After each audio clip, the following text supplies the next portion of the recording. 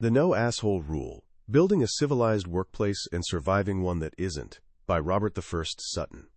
Picture this: a cozy little Italian restaurant in San Francisco called Little Joe's. It's one of those magical spots where customers perch at a long counter, watching chefs work their magic right before their eyes. The head chef?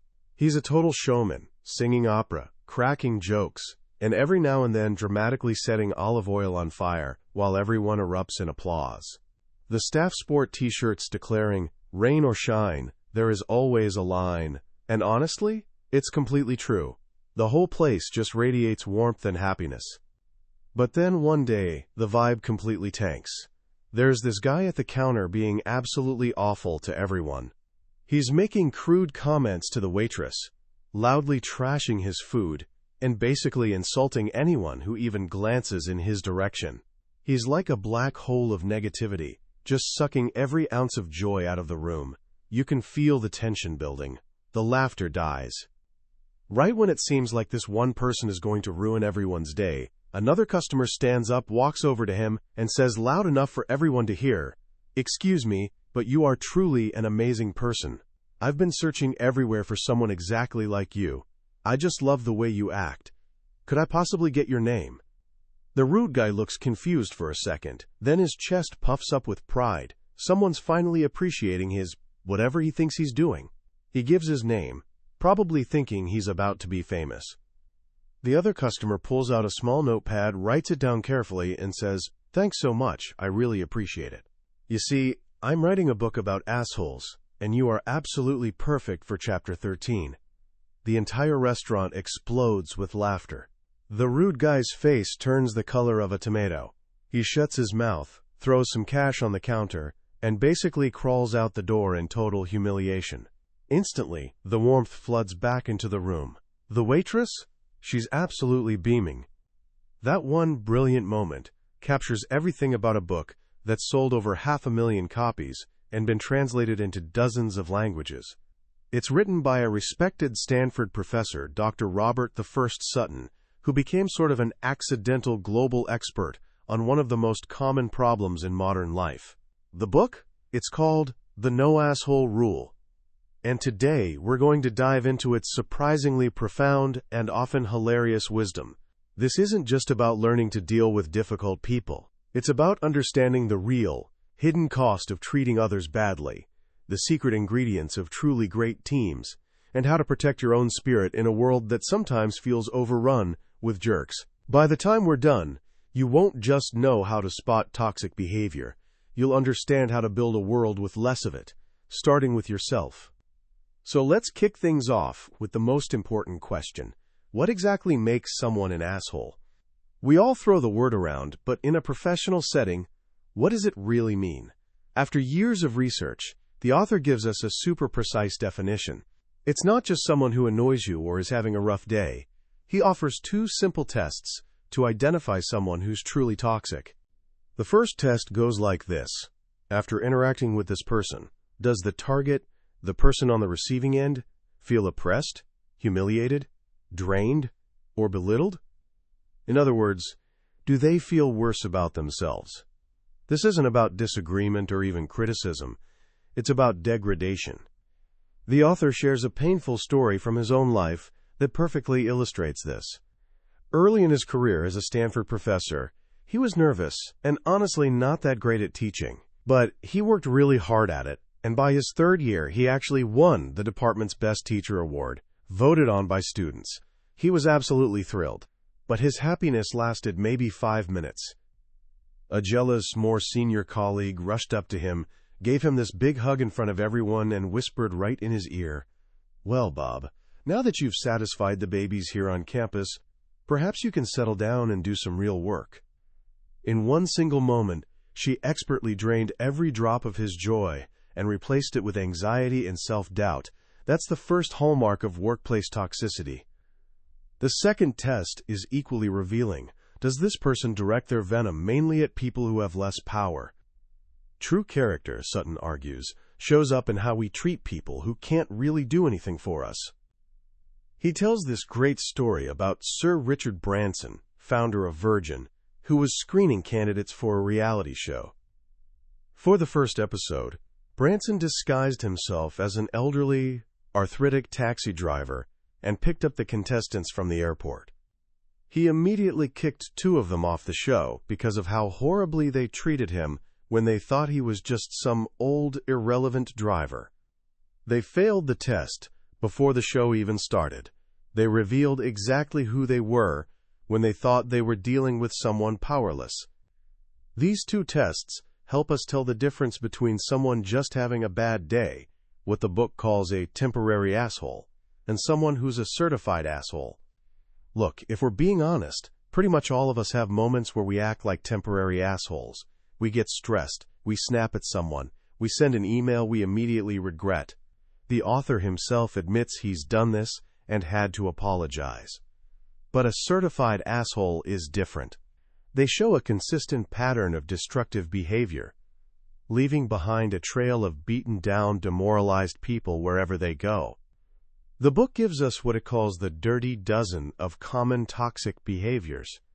Things like personal insults, sarcastic jokes that are really just insults in disguise, treating people like they're invisible, withering looks, and those two-faced attacks where someone's sweet to your face but tears you apart behind your back. These are their go-to moves. And the examples are everywhere. There's Hollywood producer Scott Rudin, who reportedly went through 250 personal assistants in just 5 years. Then there's Chainsaw Al Dunlap, a CEO so notorious for verbal abuse that one executive described it as being like a dog barking at you for hours. Now, you might be thinking, okay, sure, some people are just jerks. Why does it matter that much? This brings us to one of the book's most powerful concepts, the total cost of assholes, or as they call it, the TCA. This isn't just about hurt feelings. It's about real, measurable damage to an organization's resources, energy, and success. The damage starts with the direct victims. Study after study shows that people with abusive supervisors are way more likely to quit. And the ones who stay? They suffer from depression, anxiety, burnout, and all sorts of physical health problems. Their work suffers, they can't concentrate, and any commitment they had to the company just evaporates. And here's a truly startling fact that explains why this damage runs so deep. Research shows that one negative interaction has 5 times the emotional impact of a positive one. Just think about that for a second. It takes 5 acts of kindness, 5 compliments, 5 supportive gestures to counterbalance the harm from one single demeaning encounter. One toxic person in a meeting can completely erase all the goodwill built up by a dozen decent colleagues. But the damage doesn't stop with the direct victim. It ripples outward, affecting what the book calls battered bystanders. Anyone who witnesses bullying, or even just hears about it, suffers too. Studies found that witnesses experience increased stress and start worrying they'll be the next target. One wife wrote to the author describing how her husband, a senior executive, came home every single night completely defeated by his abusive CEO, and how that stress was poisoning their entire family life. This toxicity doesn't stay contained at the office, it leaks out and infects homes and relationships. And what about the organization itself? The costs are absolutely staggering. There's the obvious expense of turnover. Recruiting and training replacements isn't cheap. The book tells the story of one highly paid but highly abusive salesperson they call Ethan. His company decided to actually calculate his annual TCA. They added up the time managers spent dealing with his outbursts, the cost of HR interventions, the expense of recruiting yet another assistant because no one would work with him, his anger management classes, everything. The total came to $160,000 for just 1 year. And that figure doesn't even touch the silent costs, like the great ideas that were never shared because people feared being ridiculed, the collaborations that never happened, or the emotional toll on his teammates. Fear corrodes absolutely everything it touches. In a fear-based organization, people don't focus on doing great work. They focus on covering their backs. They avoid taking any risks. They hide mistakes instead of learning from them. One fascinating study of nursing units found something surprising. The units with the best leaders and coworker relationships reported the most errors. At first, researchers were totally baffled, but then they realized that in those supportive units, nurses felt psychologically safe enough to actually admit their mistakes, which meant the whole team could learn and improve. In the toxic units, nurses were terrified of being blamed, so mistakes got hidden, which actually put patients at risk. So, if toxic people are this destructive, why do so many organizations put up with them? The answer usually boils down to a dangerous myth. The idea of the talented jerk, or the brilliant bastard. The person who's supposedly so good at their job that their terrible behavior is just the price everyone has to pay. This is where the book takes its strongest stand. It argues this is completely false. The most successful, innovative, and civilized organizations don't see performance and decency as separate things. They understand that if you routinely demean others, you are by definition incompetent, no matter how brilliant your other skills might be. This brings us to the heart of the solution. How do you actually build a workplace that enforces the no asshole rule? It starts with making the rule public. And not with some bland corporate mission statement about respect. The book celebrates companies that are refreshingly blunt about it. A Canadian production company had a simple motto: life is too short to work with asshole directors or producers. The software company SuccessFactors lists as a core value respect for the individual, no assholes. But talk is cheap, right? The rule only has real power when it's backed by action, especially in hiring and firing. The most effective companies are absolutely ruthless about screening jerks out before they ever get hired. The design firm IDEO, for example, puts candidates through this extensive interview process where they interact with people who'd be above them, below them, and alongside them in the organization. They're looking for human qualities, for cultural fit. They know that assholes tend to hire other assholes, a process called homosocial reproduction. So they involve a diverse group in hiring decisions to stop that cycle before it starts. And what about star performers who are also certified assholes? This is the ultimate test of a company's commitment. The book shares the story of Men's Warehouse, which fired one of its most successful salespeople. Why? Because he stole customers from colleagues, refused to work as part of the team, and created a toxic atmosphere. On paper, he was a superstar, but he was actively destroying the store's culture. After they let him go, something remarkable happened. Total sales in that store jumped almost 30%. The jerk wasn't a star who happened to be an asshole. His toxic behavior was actually suppressing everyone else's performance. Enforcing the rule also means applying it to customers. Joe Gold, founder of Gold's Gym, had a beautiful philosophy. No jerks allowed. Members pay on time, and if they give you any crap, throw 'em out. Southwest Airlines is famous for this approach. They've actually sent letters to abusive passengers, telling them they're no longer welcome to fly Southwest. One of their executives personally walked a screaming, irate customer over to another airline's counter and bought him a ticket, explaining that Southwest employees don't deserve that kind of treatment. The message is crystal clear. Our people's dignity is not for sale. Now, one of the most fascinating parts of this journey takes us completely away from the office and into the wild, to a troop of baboons in Kenya. It's a story that reveals something profound about power, status, and civility. Researchers had been studying a group of baboons known as the garbage dump troop because they got their food from a tourist lodge's garbage pit. In the early 1980s, the troop was completely dominated by the biggest, meanest, most aggressive alpha males. They bullied everyone relentlessly, hoarded the best food, and constantly attacked lower-status males and females. It was classic, top-down, fear-based society. Then tragedy struck. Infected meat from the garbage pit caused a tuberculosis outbreak that killed off all the aggressive alpha males. The only males left were the nicer, less aggressive ones. and the entire culture of the troop transformed. The new leaders were way less aggressive. They didn't bully weaker members.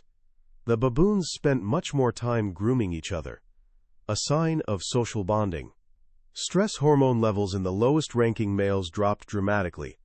Most remarkably, this new, more peaceful culture lasted for decades. When new adolescent males from other, more aggressive troops tried to join, they quickly learned the local custom. We don't do things like that around here. The garbage dump troop had accidentally created and enforced its own no-asshole rule. The lesson from the baboons is incredibly powerful.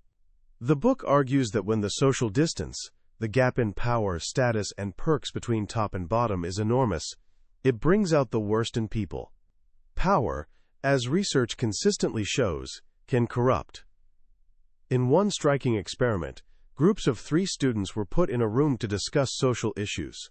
One person was randomly assigned to be the leader. After 30 minutes, someone brought in a plate of 5 cookies. Who do you think was most likely to take a second cookie? The randomly assigned leader.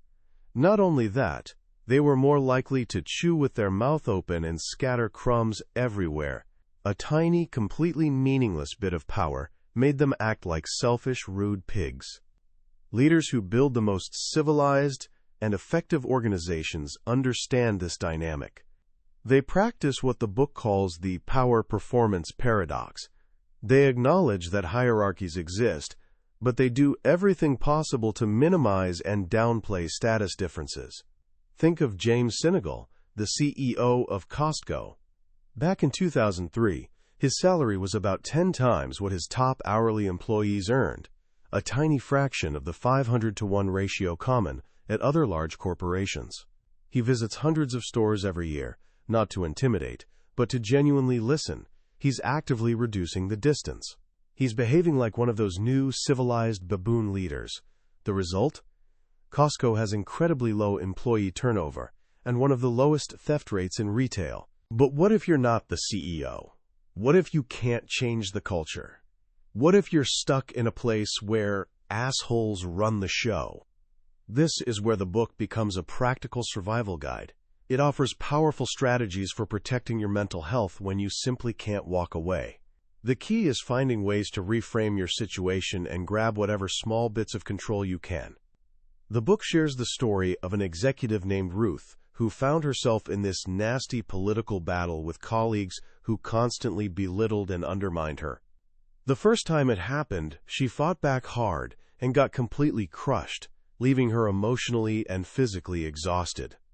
Years later, when the same dynamic started up again with the same people, she remembered a lesson from a river rafting guide. The guide had told her that if you fall into dangerous rapids, don't fight the current.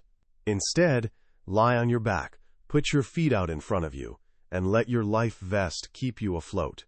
Use your feet to push off rocks, protecting your head and conserving energy until you reach calm water. In the middle of a toxic meeting, as the attacks began, Ruth literally stretched her feet out onto the table and visualized herself floating through rapids. She told herself, "I just got thrown out of the boat by these assholes, but I know how to survive." Instead of feeling like a victim, she felt strong. She chose not to engage, not to absorb their venom. She focused on bouncing off the boulders they threw at her and preserving her energy. She completely reframed the experience from victimization to strategic survival. This Satan's cesspool strategy allowed her to get through the ordeal with her confidence and spirit intact. This leads to a core survival tactic: developing indifference and emotional detachment. When you're stuck in a demeaning environment, pouring your heart and soul into your work is honestly a recipe for burnout and self-destruction. Sometimes the healthiest thing you can possibly do is stop caring so much. Just go through the motions, get the job done, and save your emotional energy for the parts of your life that truly matter. As the poet Walt Whitman beautifully said, dismiss whatever insults your soul. Another key strategy is looking for small wins. When you can't win the big war against toxic culture, focus on the small battles you can win. Maybe it's finding a way to limit your exposure to a particular jerk, Schedule shorter meetings or find rooms with no chairs. Studies actually show stand-up meetings are 34% shorter. Maybe it's finding a pocket of safety, a supportive colleague, or a group of fellow survivors who can offer emotional support. Even a brief kind word from a customer can be a small win that helps you get through the day. These tiny victories give you a sense of control, which is absolutely essential for maintaining your well-being in a seemingly powerless situation. Now, after exploring how to build asshole-free organizations and how to survive toxic ones, the book turns the lens inward and asks the most uncomfortable question of all. What if the asshole is you? It's a tough question because almost nobody thinks they're a bully. A national survey found that while 37% of working Americans report being bullied, less than half of 1% admit to being a bully themselves. We're all masters at justifying our own bad behavior. The book argues that nastiness spreads like a contagious disease, what it calls asshole poisoning. When you're surrounded by contempt and hostility, it's incredibly easy to catch it and start spreading it yourself. The author tells a story about joining a group of management gurus during the dot-com boom. The meetings turned into this pathetic game of one-upmanship, with the men constantly interrupting each other, bragging endlessly, and jockeying for status. He found himself getting sucked right into it, and his wife pointed out that he was coming home from these meetings acting like a pompous jerk. He'd caught the disease. He quit the group. So how do we keep our inner jerk in check? The first step is honest self-awareness.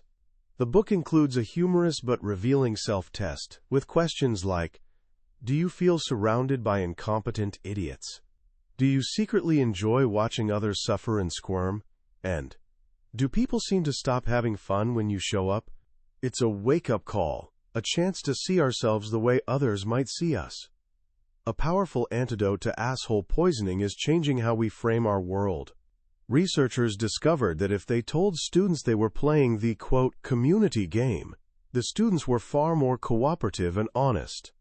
But if they told another group they were playing the exact same game, but called it the Wall Street game, the students became much more competitive and ruthless. Just the name of the game changed how they played. We can apply this to our own lives. Do you frame your work as a cutthroat competition, where you have to push others down to get ahead? Or do you frame it as collaborative? Do you focus on what you're missing, or can you find contentment? The book includes this beautiful little poem by Kurt Vonnegut about his friend, author Joseph Heller. They were at a party thrown by a billionaire, and Vonnegut asked Heller how it felt, knowing their host probably made more money in a single day than Heller's famous novel, Catch-22, had earned in its entire history. Heller replied, I've got something he can never have, the knowledge that I've got enough. Adopting that frame, the knowledge that you have enough, is powerful protection against the envy and arrogance that fuel so much bad behavior. Finally, the book tackles an uncomfortable truth. Are there actually virtues to being an asshole? It's a dangerous question because it's exactly the justification every destructive jerk uses to rationalize their behavior. The book reluctantly admits that, in the short term, acting like an asshole can sometimes appear effective. Expressing anger can make you seem more powerful. Intimidation can vanquish rivals. And fear can be a potent, if damaging, motivator. Steve Jobs is the classic example, famous for his tantrums and brutal critiques, who also inspired incredible creativity and perfectionism. But the book argues these are delusions of effectiveness. Most successful assholes succeed despite their behavior, not because of it. They're often completely blind to the true cost of their actions, the silent enemies they create, the talented people they drive away, and the asshole taxes they pay when consultants and contractors charge them premium rates just to put up with them. They mistake their successful power grabs for successful leadership, not realizing the skills needed for one are often completely opposite to the skills needed for the other. In the end, the journey comes full circle, back to that restaurant in San Francisco. The message isn't just about efficiency or productivity. It's about a fundamental choice. Life, the author concludes, is simply too short to spend your days surrounded by people who demean and drain you. Building a civilized workplace isn't some soft, idealistic dream. It's a practical, moral, and ultimately much more joyful way to live. As we step back from all the stories and studies, what's the deepest lesson the no-asshole rule leaves us with? For me, it's this profound and clarifying idea that civility isn't a luxury. It's absolutely non-negotiable for excellence. Robert Sutton takes what we all feel instinctively, that being around mean-spirited people is draining and destructive, and elevates it from personal complaint to strategic business principle. The book's real power lies in its refusal to accept the myth of the necessary evil. It directly challenges the deeply ingrained cultural belief that you have to be ruthless to succeed, that you have to break people down to build something great. By providing concrete examples like Costco and Southwest Airlines, it proves that humanity and high performance aren't opposing forces. They're deeply intertwined. An organization that protects its people's dignity isn't just a nicer place to work. It's a smarter, more resilient, and ultimately more successful place to work. But the most personal and perhaps most challenging takeaway is the call for self-reflection. It's easy to point fingers and label others. It's much harder and way more valuable to look in the mirror and ask, when have I been the asshole in the story? The book gently forces us to confront our own capacity for bad behavior, when we're stressed, when we feel powerless, or most dangerously, when we gain power. It reminds us that building a better workplace and a better world starts with managing the little moments, the tone of an email, the choice to listen instead of interrupt, the decision to offer a kind word instead of a sharp critique. So how can you start applying this wisdom today? Here are a few simple actions. First, for the next 24 hours, consciously apply Sutton's 2 tests to your own interactions. After you talk with someone, ask yourself, did I leave that person feeling energized or drained? Did I treat them with the same respect I'd show my own boss? This simple audit can be incredibly revealing. Second, identify what the book calls your pockets of safety. Who are the people in your life, at work, at school, or at home, who genuinely energize you? The ones who make you feel respected and supported? Make a conscious effort to spend a little more time with them. Simply connecting with positive people can build powerful protection against the negativity you might encounter elsewhere. And third, the next time you're in a frustrating situation with a difficult person, try Ruth's Satan's cesspool strategy. Don't engage. Don't absorb the venom. Mentally reframe the situation. See yourself as a survivor floating through temporary rapids, conserving energy for calmer waters ahead. You might be surprised by how empowering a simple shift in perspective can be. That was a summary of the No Asshole Rule by Robert I Sutton. We've explored the main ideas today, but a summary is like looking at a map of a beautiful country. It can show you the layout, but it can't replace actually walking the trails, meeting the people, and breathing the air. The real power of this book is how its stories and simple truths settle in your mind long after you finish reading. If any of these ideas have sparked something in you, I really encourage you to pick up a copy. It's a quick, funny, and deeply humane read that might just change how you navigate your career and your life. The link to the book is in the description below. Also, if you found this summary valuable and want to keep exploring wisdom from the world's most influential books, please take a moment to like this video and subscribe to the channel. It lets us know we're on the right track and make sure you won't miss our next deep dive into the billionaire's bookshelf. Let's keep learning and growing together.